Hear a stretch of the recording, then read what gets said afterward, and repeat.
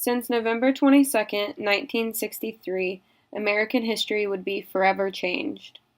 Whether it be for history books, conspirators, or normal American citizens, each and every person grasps their own idea of what really happened on this day. Based on our research, we concluded that the conspiracy theories proposed throughout the time since the assassination played a sizable role within the investigation and public opinion of the JFK assassination. These theories impacted society with bias and drew the public's attention away from the true massacre that happened in 1963. In order to investigate each conspiracy and each fact and draw a clear line between the two, President Lyndon B. Johnson established a committee to fully investigate the proposed topics. In Chapter 10 of History Will Prove Us Right, inside the Warren Commission on the Assassination of John F. Kennedy by Howard P. Willens, the chapter further analyzes the investigation of John F. Kennedy's death, which continued to grow and create controversy all over the United States as all factors leading to his death were taken into consideration. The Warren Commission Board wanted to eliminate all factors or options of these conspiracies affecting John F. Kennedy. This included eliminating all conspiracies of Oswald being part of the FBI, CIA, or perhaps the Soviet Union, the elimination of Cuban forces killing the president through his assassination, and even the elimination of conspiracies that John F. Kennedy had faked his own death. The results of the elimination of these conspiracies made the country's citizens question the credibility and authenticity of the investigation as they grew and became more suspicious that the Warren Commission itself was too involved in creating some type of controversy or conspiracy. Terry Birdwhistle is the Dean of Libraries and William T. Young Endowed Chair at the University of Kentucky. In 1980, he conducted an interview with Jackie Kennedy and has been researching the John Fitzgerald Kennedy presidency and assassination. You brought it up. I did bring up the thing about the Warren Commission, of course, because John Sherman Cooper, he was part of it, was on the commission, and that's when. When we were talking about that, as you might recall, that's when she got really the most emotional talking about Senator Cooper, and how glad she was that he was on that commission and blah, blah, blah. But, you sort of get the sense that she just wanted it all to go away, just go away. What was it she said? No matter what they find, he's not coming back or something like that, and so that's sort of a human reaction to those kind of things. The fact that he could tell so obviously that Jackie was relieved that her and John's close friend, John Sherman Cooper, was part of the Warren Commission is telling on how she viewed the Warren Commission and seemed to believe that Cooper was her main hope for an in-depth and truthful investigation. Mark Hornblue is the Dean of College of Arts and Science and as well as Professor of History, whose research interests consist of U.S. history, oral history, and the academics of the age of the Internet. When asked about how much he understood from the newly released files of the Warren Commission and the Warren Commission in general, he said, I think that there was a desire to prove that it was to show it was only one person, it wasn't a conspiracy, and that was part of their charge. But at the end of the day, that's all they found. There's no evidence that they hid anything. So maybe it wasn't set up in complete impartiality, but, that's actually what happened. In the book Breach of Trust by Gerald D. McKnight, he speaks about how the Warren Commission failed the nation and why in the chapter, The Warren Commission Behind Closed Doors. McKnight first talks about the conspiracy, which says that President Johnson, the Attorney General, and the FBI Director all agreed that any investigation would still reach one conclusion, and that was that Oswald was the lone assassin responsible for the death of John F. Kennedy. Therefore, in the book, McKnight really focuses on how the Warren Commission was wrong and how they knew what they were doing was not correct. The Warren Commission themselves had evidence that Oswald did not act alone but ignored it and did not make it public. In the image provided from the John F. Kennedy Library of Congress, we see 8 men sitting orderly at the open table in front of 3 framed pictures hanging alongside the back wall. In the photo, we can clearly see John F. Kennedy centered in between 2 other framed photos. Following alongside of the back of the wall with the framed pictures are several international flags aligned from left to right. The photo was taken after President Johnson appointed Chief Justice Warren to lead the investigation, leading to its name, Warren Commission. Surrounding Warren are Representatives Gerald R. Ford and Hale Boggs, Senators Richard B. Russell, John Sherman Cooper, John J. McCloy, Alan W. Dulles, and General Counsel J. Lee Rankin. These men were appointed to the Warren Commission by Johnson due to their close relationship and cooperation and loyalty with John F. Kennedy. Not only did the Warren Commission impact the nation as a whole, but also impacted the state of Kentucky. A prominent member of the Warren Commission was John Sherman Cooper. Cooper was a Kentucky state senator during the Kennedy reign. Sherman was placed on the committee due to his close relationship with the family as well. The image created by the University of Kentucky, titled John F. Kennedy riding with Governor Burt Combs during a campaign visit to the University of Kentucky's campus, depicts Kennedy in the car with Kennedy for President stickers while shaking people's hands and greeting students of the university back in 1960. This image demonstrates how loved JFK was by UK students. When asked about how the JFK assassination and files relates to UK students, Birdwhistle said, Only in the sense that, your generation is coming of age in a very different time with a very different type of president. Instead of Cuba, it's North Korea, and it's still Russia. Mr. Birdwhistle is saying that the times now are much different than the times that JFK was the president and not as easily comparable. When discussing John F. Kennedy's assassination and how his death relates to the University of Kentucky, especially in the support of political movements, Kornblue says,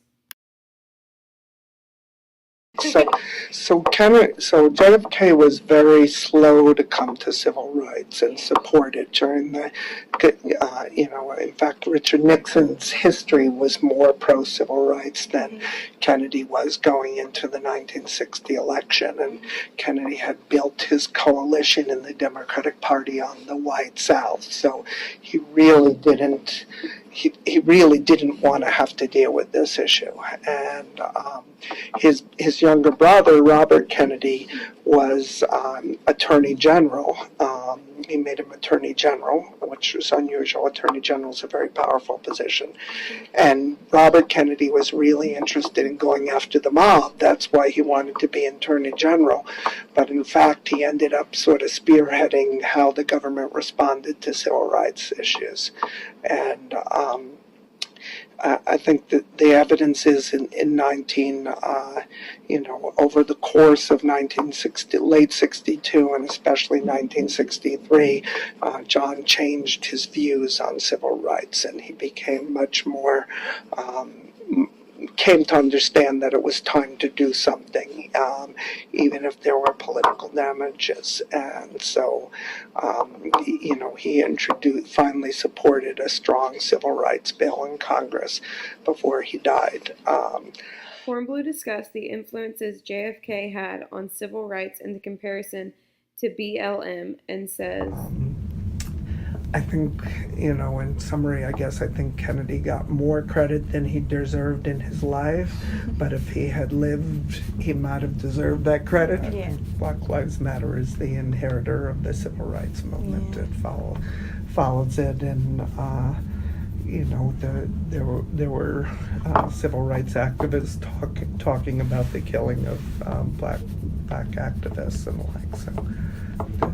When asked about how University of Kentucky students should feel over the newly released Warren Commission files and how it relates to today, Kornblue says, I haven't looked at the files themselves. I've just read the news reports, and so far they haven't really said that there's very much, in there except lots of details that don't get fit together. So, after Kennedy's assassination, America came to really see assassination as a horrible thing, and that it shouldn't be it should not be something that governments do or anyone does.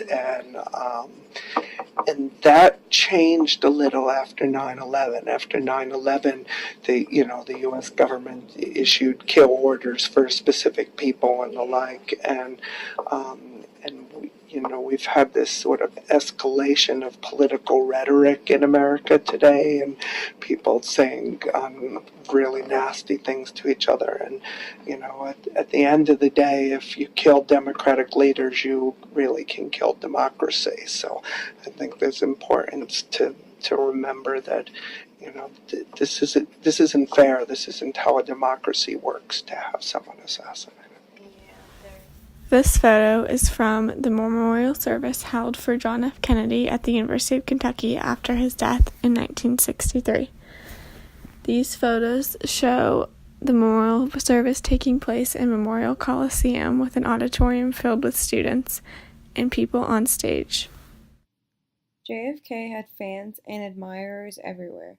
Therefore, many wanted the truth about his death. When they were satisfied with the investigation, people took it upon themselves to form conspiracies, some of which are debatable if they have any truth to them.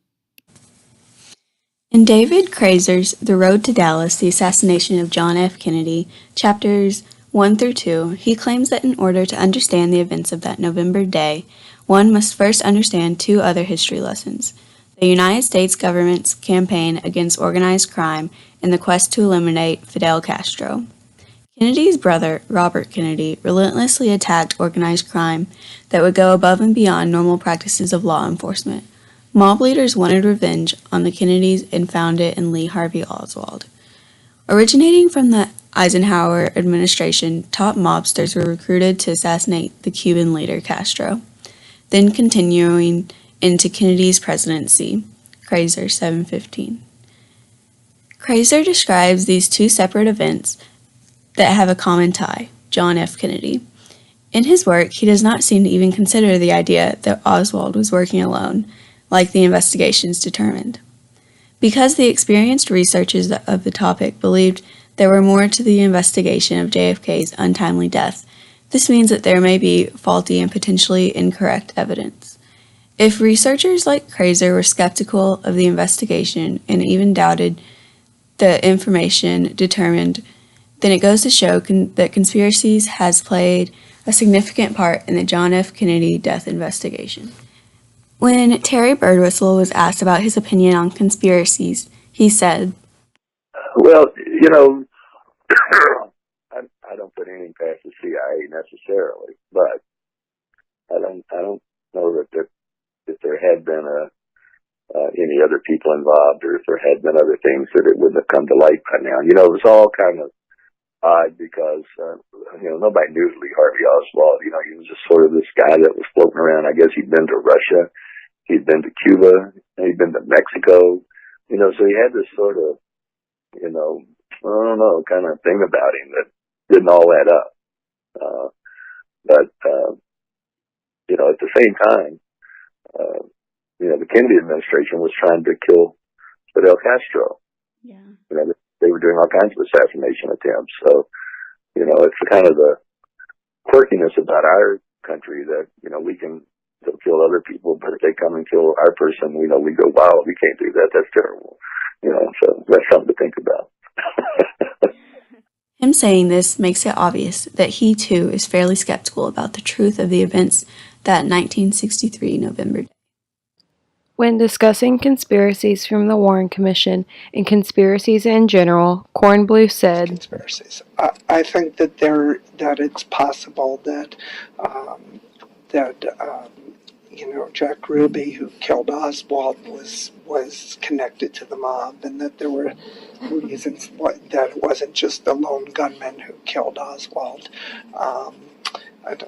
I don't think there really has been any real evidence that connects Oswald to a larger conspiracy. This part of the reason why this remains a controversy is because of Oliver Stone's 1991 film, and where he basically blames, he the film, which starts out as a mock documentary, then, goes on to suggest that Johnson planned this, and there has never, ever, ever been any evidence that Johnson had anything to do with this. Would you say that? In conclusion, there are many factors that could have influenced the outcome of the motor parade in Dallas, Texas. Historians, experts, and normal Americans from around the nation have taken their imagination to draw what could have possibly happened within their own mind. Whether it be a lone gunman, two gunmen, connected to the mob, or connected to the Vice President Lyndon B. Johnson and his undenying crave for presidency, everyone can agree that on November 22, 1963, America not only lost their president, but an American icon as well.